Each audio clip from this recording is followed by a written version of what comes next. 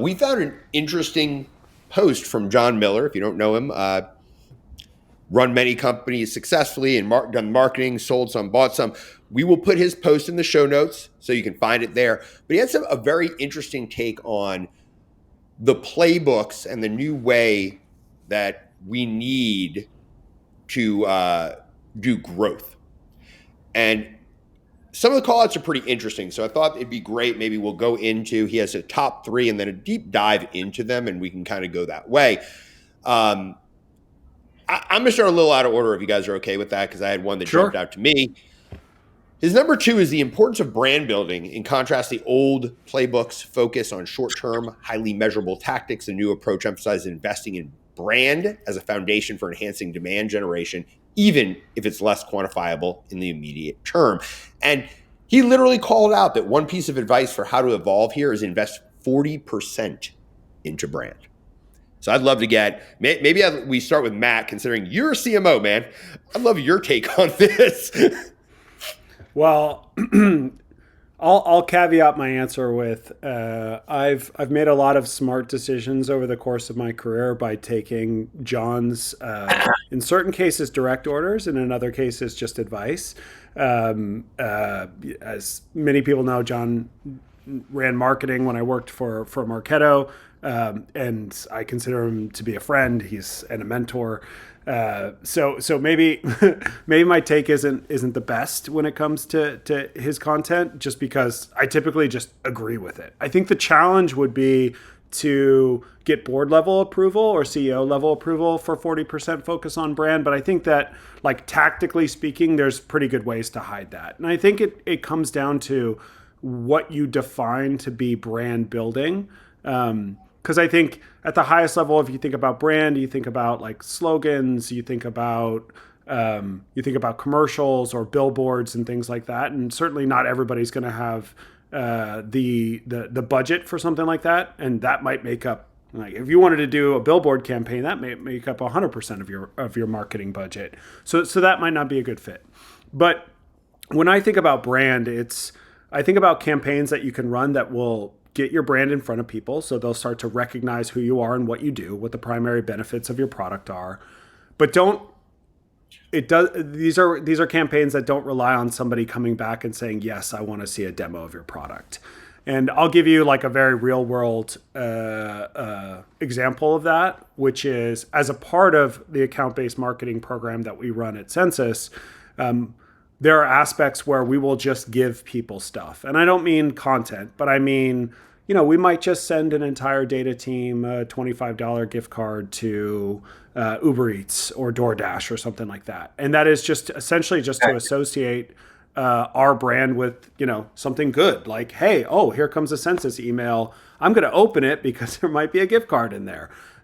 So I like those guys. And we're not asking them to do a demo to redeem that gift card. We're not asking them to take a phone call or do like some sort of audit on their data structure or anything like that. We're just giving it to them.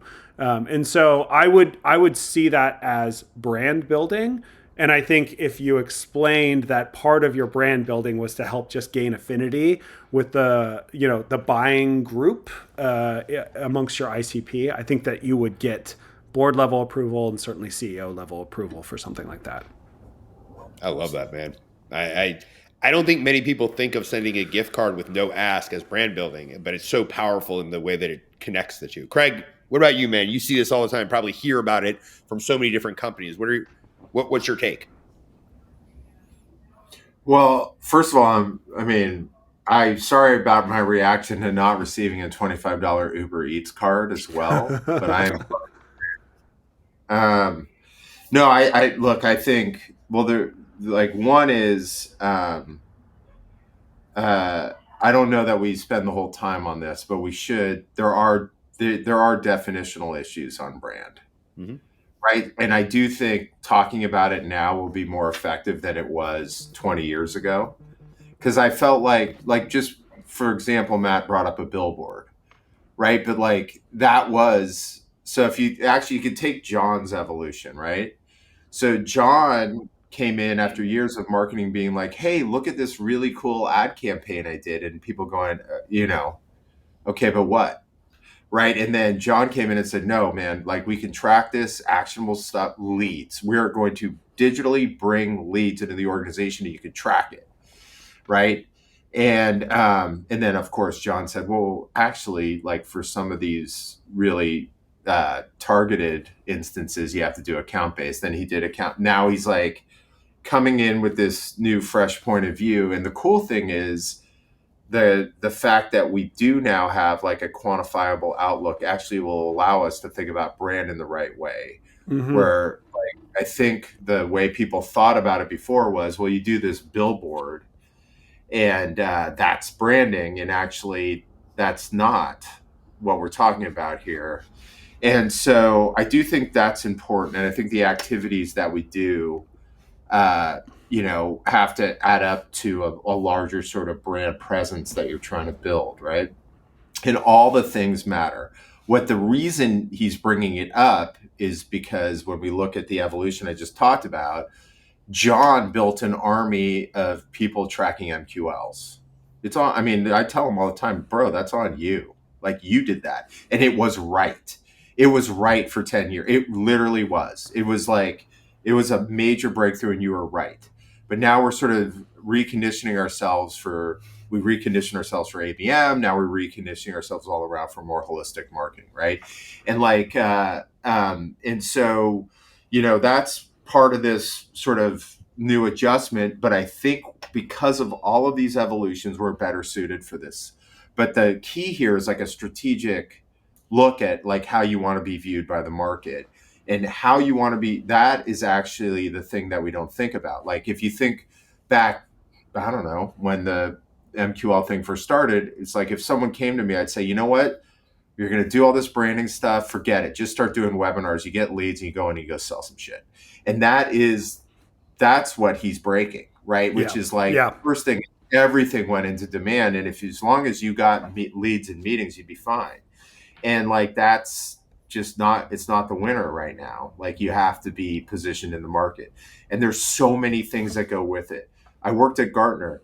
People make fun of it all the time. Guys, like you have to work the analysts and you have to have a brand mission statement and positioning going in. Otherwise, I'm telling you, man, the analysts see so much Me Too that they're looking for stories and they're looking for narratives. We had Andy Raskin on, and you could work backwards from the narrative too. Like whatever that is, you have to think about this story for the market that you want to go tell. And you got to tell, everywhere. It's like analysts, PR, hitting them over the head. Like if they're driving down the 101, then great. You do snowflake billboards, but those things have to tie back to this big story because there's a ton of reasons that have changed, right? But the anonymousness of the buyer journey is really key. The competitiveness of the tech market is huge, right? Because you don't just compete with your really specific isolated category.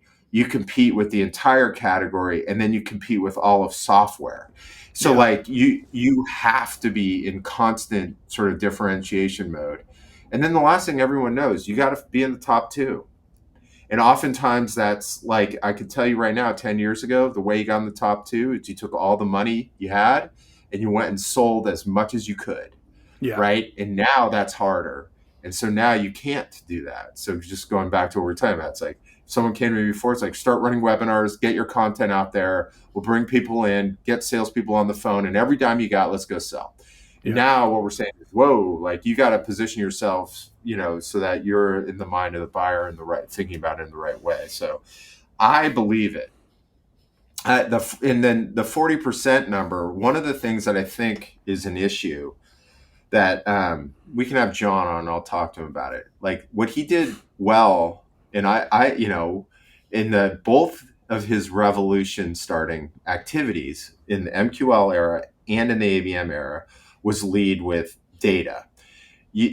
That's the key here is if you can't go to a CEO and an executive team and be like, I'm going to spend 40% on brand, right? You can go to them and say, look, guys, here's what I looked at the 100 most successful software companies over the last 10 years, and here's what we know about them and how they position themselves into the market.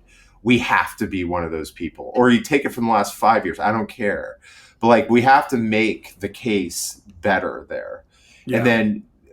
And then that will help with that, because otherwise, yeah, I mean, you're going to go in, the sales leader's going to be like, bro, where's my leads? Right. And that's something that is part of like building that narrative on brand. It can't be just, hey, we need to do brand. It has to be the winners look at brand, and here's how this is. You have to trigger them, Mm-hmm. And so anyway, I went on a long thing. I think it's really important. Judd's brought it up multiple times over the last, I think, month of shows, maybe month and a half.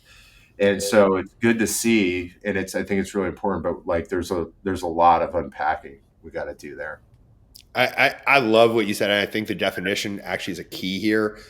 And I kind of extrapolate out when you talk about 40% in brand, a lot of the things that are brand that we would consider brand, many people don't realize affect brand. So to some extent, I think that the money is actually probably already there, and some of it's probably already invested in brand, but because of the definition component, they don't consider it brand.